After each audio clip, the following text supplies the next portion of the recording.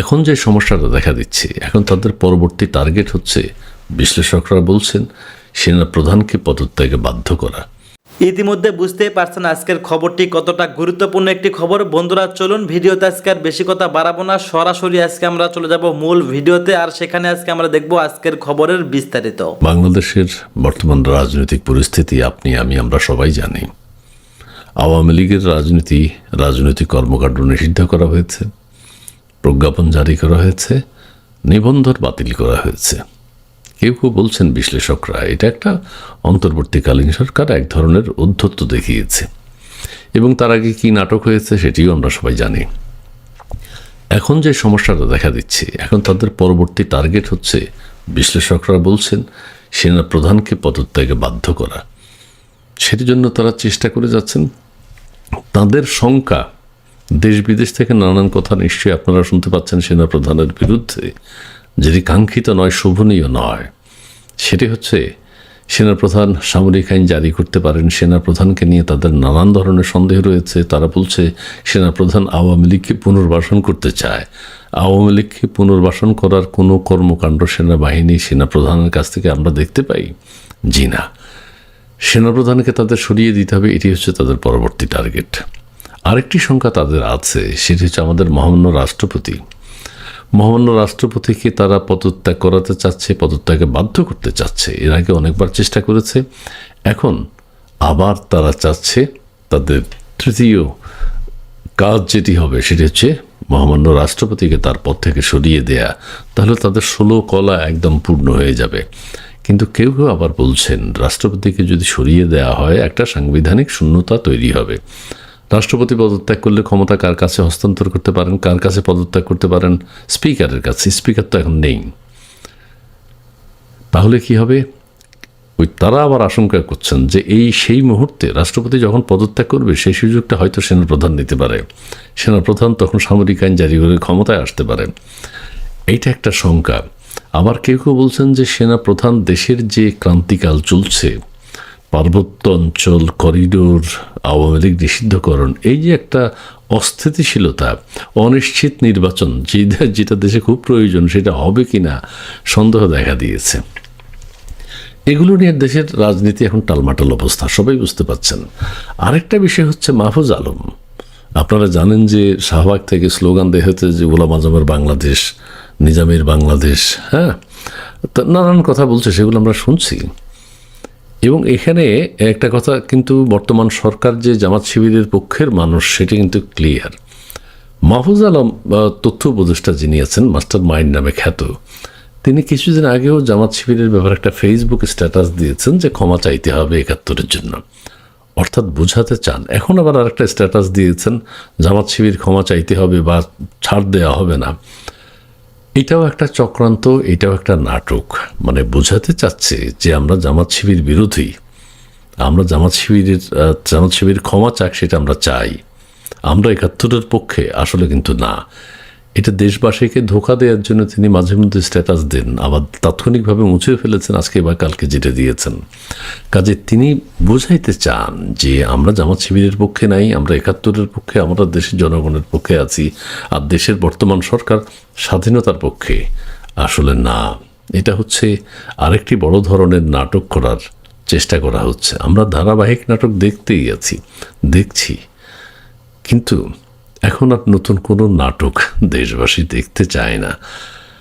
আমাদের দেশের যে প্রধান ব্যক্তি এখন আছেন, যে উপদেষ্টাদের প্রধান, যিনি প্রধান উপদেষ্টা, তিনি আর নীরবতা মানে অনেকে বলছেন এটা এক ধরনের ক্রোধ, যা আমি বাংলাদেশকে তছনছ করে দিতে পারি, বাংলাদেশকে ছারখার করে দিতে পারি, বাংলাদেশকে অনিশ্চয়তার দিকে ঠেলে দিতে পারি।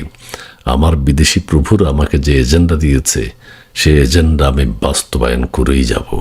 এবং আমরা দেখতে পাচ্ছি নানান ষড়যন্ত্রের কথা বাতাসে ঘুরে বেড়াচ্ছে, নানান কথা আমরা শুনতে পাই।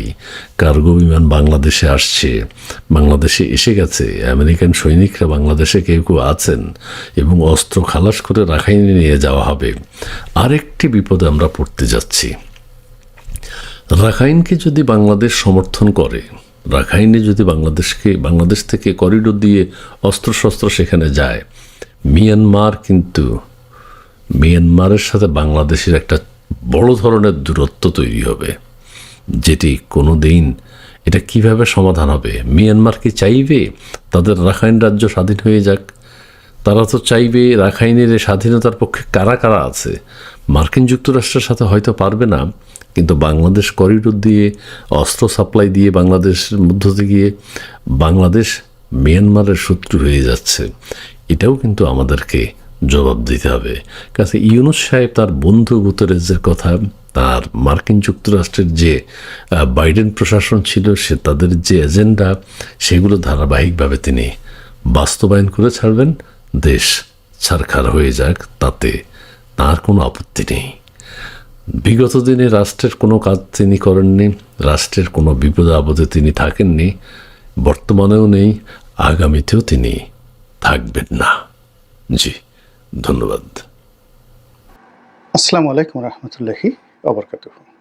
সম্মানিত দর্শক, এই মুহূর্তের কয়েকটি স্থানীয় এবং আন্তর্জাতিক সংবাদ শিরোনাম, এবং সেই সংবাদ শিরোনামের সঙ্গে আমাদের আগামী রাজনীতি, আমাদের জাতির ভাগ্য কিভাবে জড়িত হতে যাচ্ছে, সেই বিষয়গুলো নিয়ে আলোচনা করব। স্থানীয় বাজারে যে খবর, সেই খবরটি হলো আওয়ামী লীগের কার্যক্রমকে নিষিদ্ধ করা হয়েছে ছাত্র জনতার দাবির মুখে। মূলত এটা সরকারের একটা ব্লুপ্রিন্ট হতে পারে, অথবা এই কাজ করার জন্য সরকারকে বাধ্য করা হতে পারে। এটি নিয়ে মিশ্র প্রতিক্রিয়া রয়েছে। সরকারের সকলেরই মন ভার। তারা যে খুব উল্লসিত বা এই কাজ করার ফলে তারা যে খুব বিজয়ী হয়ে পড়েছেন, এরকম কোনো অভিব্যক্তি আমি তাদের চোখে দেখিনি। ছাত্র এবং জনতা যারা রয়েছেন, তাদের মধ্যে যে ঐক্য ছিল আগস্ট, সেপ্টেম্বর, অক্টোবর মাসে, সেই ঐক্যে সম্প্রতি ফাটল ধরেছে, ভীষণ রকম ফাটল ধরেছে। স্পষ্টতই সরকারে যে দুজন ছাত্র প্রতিনিধি রয়েছেন আর রাজপথে যারা আছেন, হাসনাত সার্জিস, তাদের মধ্যে বিরোধ এখন তুঙ্গে। এর পরের যে খবর, সেটি হলো সরকারের ভিতরে এবং বাইরে ডক্টর আসিফ নজরুলকে উদ্দেশ্য করে বা তাকে টার্গেট করে যে সকল কথা এবং বার্তা ছড়ানো হচ্ছে, তাতে করে এই ভদ্রলোকের জীবন রীতিমতো জাহান্নামে পরিণত হয়ে গেছে। তিনি অসহায় হয়ে পড়েছেন, এবং এতটা অসহায় যে ফেসবুকে এসে তার নিজের মনের কথা বলতে হচ্ছে। আশ্চর্যজনক ব্যাপার হলো, তার সেই ফেসবুক যে কমেন্টগুলো, সেই কমেন্টগুলোতে তার পক্ষে কোনো লোক নেই এই মুহূর্তে। এমনকি তার একান্ত আপনজন যারা আছেন, যারা তাকে আদর্শ মনে করতেন, এবং সারা বাংলাদেশের শিক্ষকদের মধ্যে এই জুলাই পূর্ব সময়ে তার যে জনপ্রিয়তা ছিল, এমন জনপ্রিয়তা বাংলাদেশের কোনো বিশ্ববিদ্যালয়, কলেজ বা স্কুলের কোনো শিক্ষকের জীবনে জাতীয় পর্যায়ে ঘটেনি। একেবারে টপ অফ দ্য লেভেল। কিন্তু তিনি যদি এখন পদত্যাগ করেন, তারপর বিশ্ববিদ্যালয় ক্যাম্পাসে ফিরে যান, ঘোরাফেরা করেন, এই বিষয়গুলো একেবারে অসম্ভব ব্যাপার। তার জীবন, জীবিকা, পরিবার, পরিজন সব কিছু এখন হুমকির মধ্যে পড়ে গেছে। সরকারের ভিতরে তার কোনো সহকর্মী তার প্রতি সহানুভূতিশীল, এটি আমার কাছে মনে হচ্ছে না। তো এরকম নানা রকম মৌলিক, যৌগিক যে রসায়নগুলো সরকারের ভিতরে এবং বাইরে চলছে, যে আমরা দেখতে পাচ্ছি। এরপর বাংলাদেশকে কেন্দ্র করে কতগুলো আন্তর্জাতিক ঘটনা ঘটছে, সেগুলো বলার আগে আওয়ামী লীগ যে নিষিদ্ধ হলো, ওটা নিয়ে দু চার কথা বলে নেই। আওয়ামী লীগ নিষিদ্ধ হলো, এটা বিএনপি ভালোভাবে নেয়নি। সবাই অভিযোগ করছে যে জামাতের যারা নেতৃবৃন্দ, তারাই এই কর্মটি করিয়েছেন।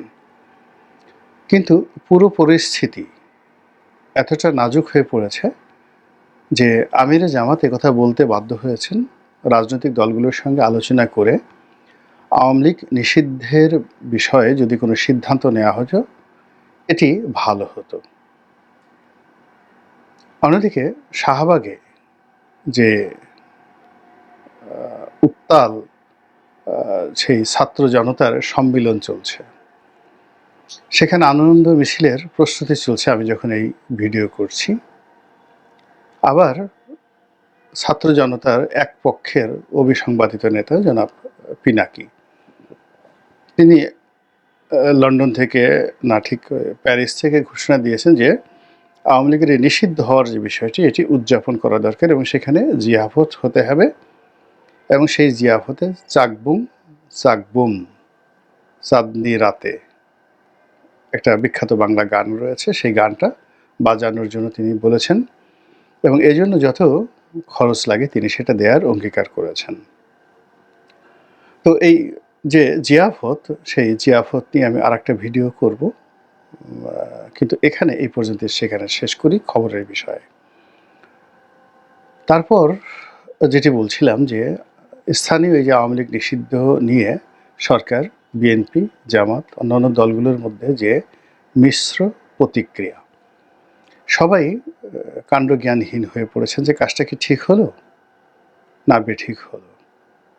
এই কাজের প্রেক্ষিতে আমাদের কি বলা উচিত, আমাদের স্ট্যান্ড কি হওয়া উচিত, এই বিষয়ে সরকার, বিরোধী দল কিংবা আগামীতে যারা ক্ষমতায় আসবে বলে ধরে নেওয়া হচ্ছে তারা কেউ স্ট্রিক্ট, কনক্রিট অ্যান্ড পয়েন্টিভ কোনো সিদ্ধান্ত জানাতে পারছে না বা বক্তব্য দিতে পারছে না। এবং এই দ্বিধাদ্বন্দ্বতা জাতির জীবনে মারাত্মক বিপর্যয় ডেকে নিয়ে আসে। আমাদের সীমান্তে দুটো বড় বড় সমস্যা রয়েছে, ভারতের সঙ্গে এবং মায়ানমারের সঙ্গে। মায়ানমারের সম্পর্কটি এখন আন্তর্জাতিক অঙ্গনে আমরা দ্বিমুখী চাপের মধ্যে পড়েছি। আমেরিকা এবং পশ্চিমা রাষ্ট্র, বিশেষ করে ইউরোপীয় ইউনিয়ন, তারা চাচ্ছে যে বাংলাদেশের ভিতর দিয়ে একটা মানবিক করিডর দেওয়া হোক এবং সেই করিডরটি জাতিসংঘ ব্যবহার করবে মানবিক ত্রাণ পৌঁছানোর জন্য। কোথায়? সেই আরাকান রাজ্যে। তো যেখানে আরাকান রাজ্যে সীমান্তে আরাকান আর্মি প্রহরারত এবং এই আরাকান আর্মির দ্বারা যারা বাস্তুচ্যুত, তাদের মধ্যে জাতিসংঘ কিভাবে ত্রাণ পৌঁছাবে এটা আমার মাথায় ঢোকে না। আমি সহ অন্যান্য যারা রয়েছেন বাংলাদেশের একেবারে অল্প বুদ্ধির মানুষ, তারা সবাই ভয় পাচ্ছেন, আতঙ্ক পাচ্ছেন যে মানবিক করিডোরের আড়ালে এই রোহিঙ্গা অঞ্চলে বার্মা অ্যাক্টের অধীন একটি নতুন রাষ্ট্র, সেটা খ্রিস্টান রাষ্ট্র হতে পারে, বৌদ্ধ রাষ্ট্র হতে পারে, মুসলিম রাষ্ট্র হতে পারে, এমনকি একাধিক রাষ্ট্র হতে পারে, ছোট ছোট রাষ্ট্র, সেটা গঠন করার জন্য আমেরিকা সর্বশক্তি নিয়োগ করছে এই মুহূর্তে।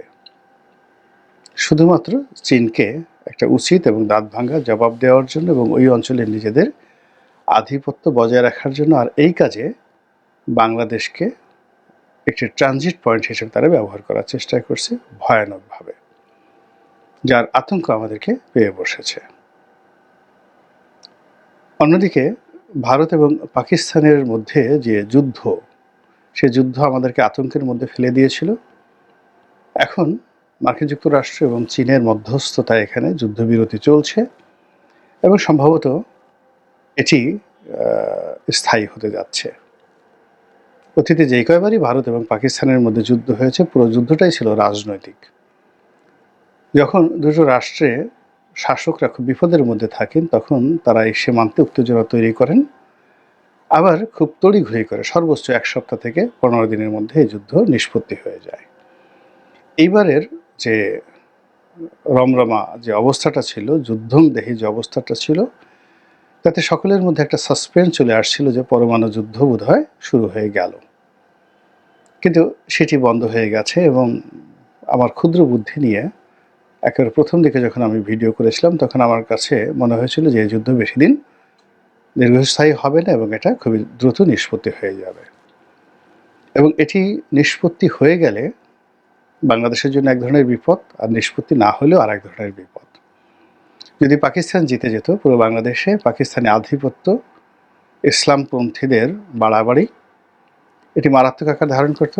আর ভারত যদি জিতে যেত তাহলে আমাদের সর্বনাশ হতো।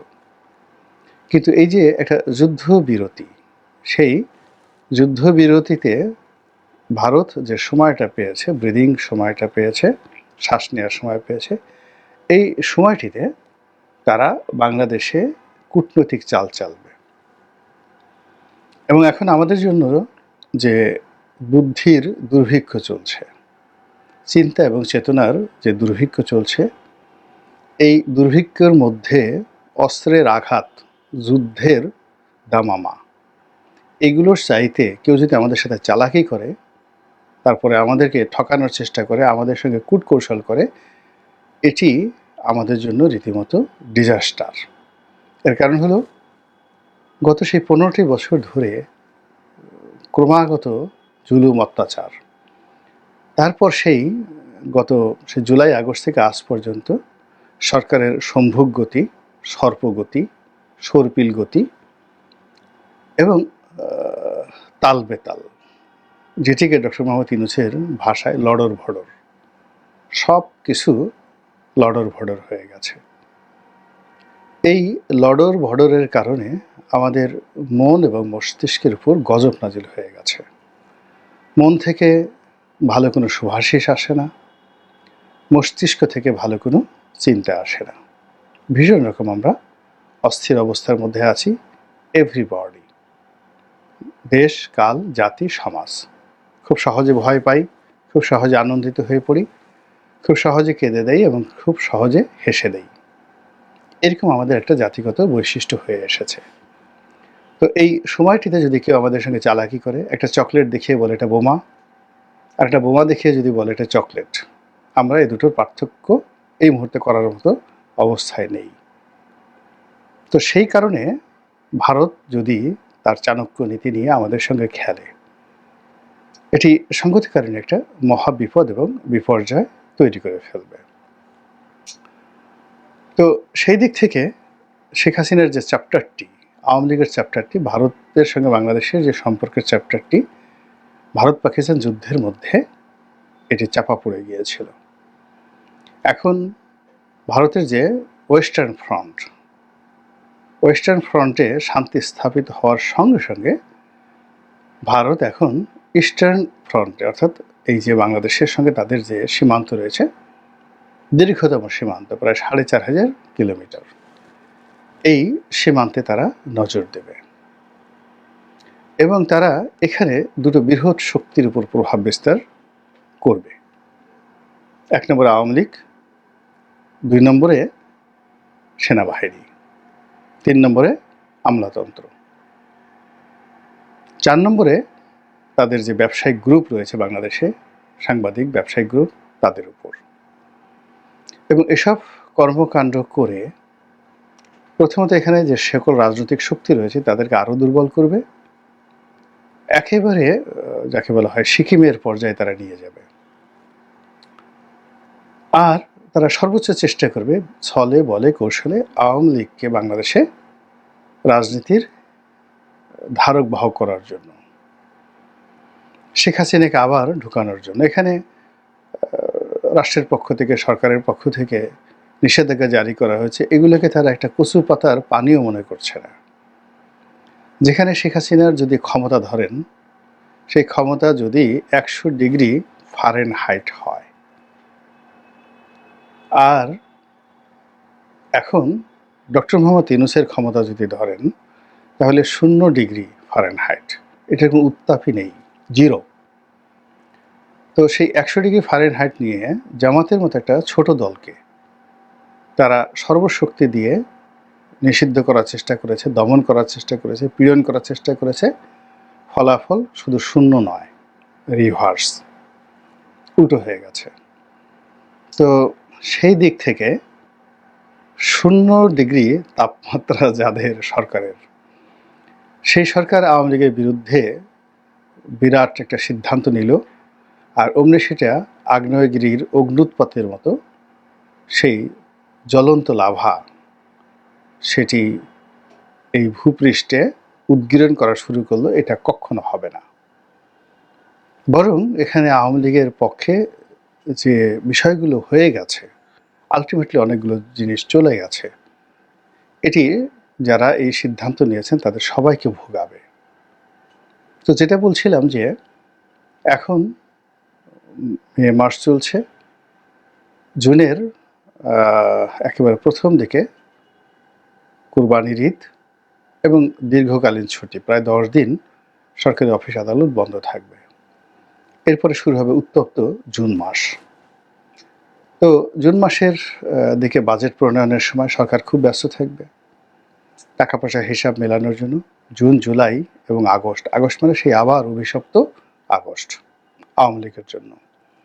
ফলে এই সময়টিতে আওয়ামী লীগ সর্বশক্তি নিয়োগ করে তারা রাজপথ গরম করার চেষ্টা চলবে।